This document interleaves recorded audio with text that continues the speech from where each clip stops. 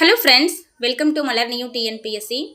So நெஞ்சை பொறுக்கதில்லையே, அதாவது ஒரு குழந்தை குட்டியாக மழலையாக இருக்கும்போது தவழ்ந்து விளையாடும்போது ஓடி ஆடி பாடி விளையாடும்போது அது பேசுகிற அந்த வார்த்தைகள் நம்ம எல்லாருமே ரசிப்போம். ஸோ குழந்தையை பிடிக்காதவங்க யாரும் இருக்க முடியாது இல்லையா?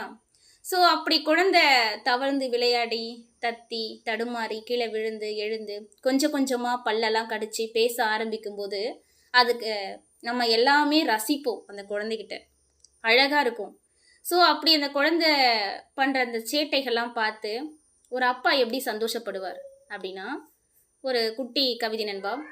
மஞ்சளும் சிவப்புமாய் அப்படி ஒரு வண்ணத் திருவிழா அந்த சோலையில், பூக்களுக்கு புத்துணர்ச்சி அளிக்க பிறந்தாள் அந்த தேவதை. நீ அழுது பிறந்த அந்த நொடியில்தான் நானும் அழுது மகிழ்ந்தேன். நீ பத்திரமாய் பூமியில் அவதரித்ததற்காக. உன்னோட ஆ இக்கும் இத்து இப்படிலாம் குழந்தைங்க சொல்லுங்க பார்த்தீங்களா நண்பா? அத்தனை அழகு அது எல்லாமே குழந்தைங்க கிட்ட. சொல்கிறது, ஆ சொல்கிறது, இத்து இப்படி குட்டி குட்டி வார்த்தைகள்லாம் குழந்தைங்க கற்றுப்பாங்க. ஸோ அதை எல்லாமே அத்தனை அழகு அப்படின்னு சொல்லிட்டு இந்த கவிதையில் ஒரு அப்பாவாக இருக்கவங்க எப்படி ரசிப்பாங்கன்றதுக்கான இந்த வரிகள். கொடுத்து வைத்தது தமிழ், விடிய விடிய கண் விழித்து சந்தோஷப்பட்டேன். பல் முளைத்து என் விரலை நீ கடிக்க, இன்னும் நல்லா கடி, அப்பாவுக்கு வலிக்கல என்று மகிழ்ந்தேன். செதுக்கி செதுக்கி நான் கொண்ட மகிழ்ச்சிக்கும் பெருமைக்கும் எல்லை இல்லை. ஸோ ஒரு அருமையான கவிதை நண்பா. ஸோ தேடி சோறு நிதம் தின்று பல சின்னஞ்சிறு கதைகள் பேசி மனம் வாடி துன்பமிக உழன்று பிறர் வாட பல செயல்கள் செய்து நரை கூடி கிழப்பருவம் எய்தி கொடுங்கூற்று கிரை என பின் மாயும் பல வேடிக்கை மனிதரை போலே நான் வீழ்வேன் என்று நினைத்தாயோ. ஸோ பாரதியாருடைய மிக பிடித்த ஒரு அருமையான கவிதை இது. ஒரு முடிவின் பின்னால் தான் நண்பா ஒரு புதிய தொடக்கம் காத்திருக்கிறது. ஸோ மரம் வெட்டப்படும் போது அது முடிவல்ல, அதே மரத்திலிருந்து வட்ட சக்கரம் பிறக்கிறது. உனது வாழ்க்கையிலும் ஒவ்வொரு முடிவும் ஒரு புதிய பாதைக்கு வாசல்தான். அதை கவலையோடு அல்ல, நம்பிக்கையோடு அணுகு நண்பா. என்ன நடந்தாலும் எதை இழந்தாலும் சோர்ந்து போக மாட்டேன். காரணம், நான் 100 வெற்றிகளை பார்த்தவன் அல்ல, 1000 தோல்விகளை பார்த்தவன் அப்படின்னு தாமஸ் ஆல்வனுடைய ஒரு குட்டி மெசேஜ் இது. ஸோ என்ன நடந்தாலும் எதை இழந்தாலும் சோர்ந்து போக மாட்டேன் அப்படின்னு சொல்லிட்டு நம்ம மைண்டில் ஃபிக்ஸ் பண்ணிக்கணும். கடந்து போகணும் இல்லையா? அப்போ தானே நம்ம எல்லாத்தையுமே கிராஸ் பண்ணி வர முடியும். கடக்கும்போது கால் சுடலாம், தடுக்கையும் விழலாம். ஸோ நடக்கும்போதும் சரி, கால் சுடலாம், தடுக்கியும் விழலாம். விழுவது வெட்கம் அல்ல, விழுந்து கிடைப்பதுதான் இங்கு வெட்கம். ஸோ அழும்போது தனிமையில் அழு நண்பா. சிரிக்கும்போது நண்பர்களோட சிரி, ஒன்றும் தப்பில்லை. பட் கூட்டத்தில் அழுதா நடிப்பு அப்படின்னு சொல்லுவாங்க எல்லாரும். தனிமையில் சிரிச்சா பைத்தியம் என்பார்கள். ஸோ நாம் எவ்வளவு சீக்கிரமாக புகார் சொல்வதையும் குற்றம் சாட்டுவதையும் நிறுத்துகிறோமோ அவ்வளவு சீக்கிரம் வெற்றி பெற தொடங்கி விடுகிறோம். ஸோ யாரையுமே நம்ம குறை சொல்லி குற்றம் சாட்டி இருக்கவே கூடாது. நம்ம வேலையை செஞ்சுட்டு நமக்கு பிடிச்சதை செஞ்சுட்டு போயிட்டே இருக்கணும். அதுக்கான பலன் நமக்கு கண்டிப்பாக கிடைக்கும் ஒரு நாள். மற்றவங்கள பற்றி பேசினா நமக்கு என்ன ஆக போகுது? Time waste. இங்கே யாரும் யாரை பற்றியும் பேசி டைம் வேஸ்ட் பண்ணுறது வேஸ்ட்டு. இங்கே எல்லாருமே பிஸியாக இருக்காங்க. ஸோ நாம் தான் நினச்சிட்டு இருக்கோம், நம்மளை பற்றி அவங்க என்ன நினைப்பாங்க, அவங்கள பற்றி அவங்க என்ன நினைப்பாங்க. ஸோ எதையுமே திங்க் பண்ணக்கூடாது. நமக்கு பிடிச்ச நீ என்ன செஞ்சாலுமே ஜட்ஜ்மெண்ட் பண்ண கூட்டம் இருந்துக்கிட்டு தான் இருக்கும். ஸோ உனக்கு என்ன வருதோ, உனக்கு என்ன பிடிக்குதோ அதை செஞ்சுட்டு போயிட்டே இரு நண்பா. யாரிடமும் கையேந்தி நிற்கக்கூடாத 2 விஷயம், ஒன்று பாசம், இன்னொன்று பணம். இந்த ரெண்டுமே நம்மளை அசிங்கப்படுத்திடும் நண்பா.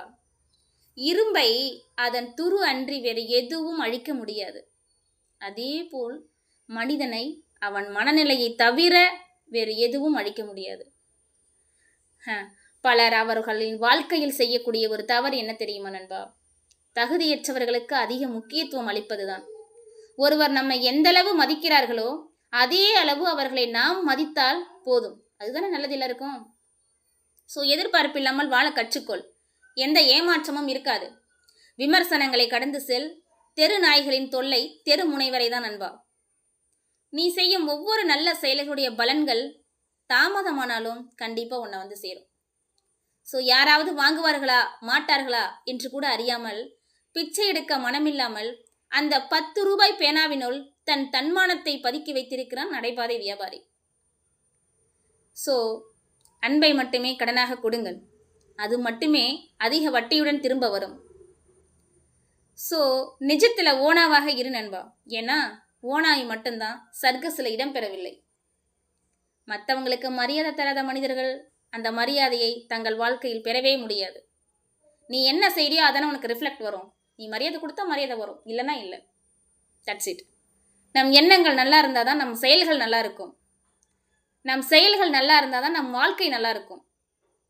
ஸோ ஆல்ஃபீட் ஐன்ஸ்டீனுடைய ஒரு 3 வரிகள், ஒரு சிறப்பான ஒரு 3 வரிகள் சொல்கிறேன் நண்பா. நீங்கள் எதையும் எளிமையாக விளக்க முடியாவிட்டால் அதை நீங்கள் நன்கு புரிந்து கொள்ளவில்லை என்றுதானே அர்த்தம். ஸோ என்னிடம் சிறப்பான தனித்திறமை என்று எதுவுமே இல்லை. என்னிடம் இருப்பது ஆர்வம் மட்டுமே. உன் முயற்சிகளை கைவிடாதவரை நீ தோல்வியடைந்தவன் கிடையாது. நல்ல மனிதன் எப்போதும் இடைவிடாது போராட்டத்திலே இருக்கிறான். ஸோ நல்ல மனிதன் எப்போதுமே இடைவிடாது போராட்டத்திலே இருக்கிறான். அவனது வாழ்க்கை மகிழ்ச்சியான ஒன்றாக இருக்காது. அவனால் முழு உள்ளத்தோடு சிரிக்க முடியாது. அவனால் பாட முடியாது. அவனால் நடனமாட முடியாது. காலம் எத்தனை நீண்டாலும் இணைந்திருப்பது என்பது என்றேனும் ஒரு நாள் முடியத்தானே செய்யும். பிரிவென்பது உறுதி என்றிருப்பதால் அன்பு பிணைப்புள்ளவர்கள் மீண்டும் மீண்டும் விலகுவது நிகழாதிருக்குமோ? ஸோ நிராகரிப்பை ஏற்றுக்கொள்ளுங்கள் நண்பா. நிராகரிப்பு எப்போதும் உங்களை இன்னும் சிறந்த இடத்திற்கு அழைத்துச் செல்லும் என்பதில் நம்பிக்கை கொள்ளுங்கள். தேய்ந்த செருப்புகள் பேசிக் கொள்கின்றன. என்ன, எப்படி பேசிக்கிறாங்களாம்? நாம் இருவரும் எப்போது வேண்டுமெனாலும் பிரியலாம் என்று.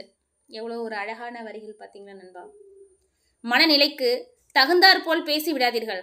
ஏன்னா மனநிலை மாறலாம், ஆனால் பேசிய வார்த்தைகள் ஒருபோதும் மாறாது. ஞாபகம் வச்சுக்கோங்க. Very simple. என்னால் என் வாழ்க்கையில் இல்லாமல் போன ஒன்றை கடக்கவே முடியவில்லையே. ஒரு விதத்தில் இருப்பவர்களை விட இல்லாமல் போனவர்கள் தான் நம் இடங்களை அதிகமாக எடுத்துக்கொள்கிறார்கள் என்னவோ.